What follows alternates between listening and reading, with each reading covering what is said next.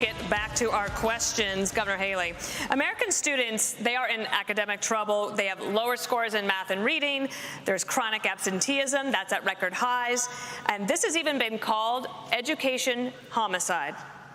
You say school choice is the answer, but South Carolina, your home state, still has not enacted universal school choice, and even the current expansion won't be fully implemented until 2027. Parents can't wait 4 years for a fix. So what would you do right now?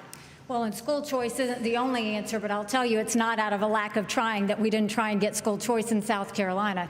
What I'll tell you, first of all, is we have to acknowledge the fact that 67% of our 8th graders are not proficient in reading or math. Over 80% of our 8th graders aren't proficient in history or civics. And recently they came out and said our 12 and 13-year-olds are scoring at the lowest levels they've been scoring in reading and math in decades. So the first thing we've got to do is we've got to make sure we catch our kids back up. We have to make sure they can read. A child that can't read by 3rd grade is 4 times less likely to graduate high school. We need to do reading remediation. We need complete transparency in the classroom. No parent should ever wonder what's being said or taught to their child in the classroom. We need to make sure that we have school choice so that there's competition. We need to move all the programs from the federal government down to the states and let states decide what education looks like in their states. Right. And we need to start building things in America again. Let's put vocational classes back in our high schools, and let's get our kids building the things that we know that we can make. When we start to focus on that and really bring in that parental involvement,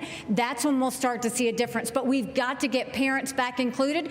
We've got to quit spending time on this DEI and CRT and instead focus on financial literacy, on digital literacy, and on making sure that our kids know what they need to do to have the jobs of the next generation. Hey, Sean Hannity here. Hey, click here to subscribe to Fox News YouTube page and catch our hottest interviews and most compelling analysis. You will not get it anywhere else.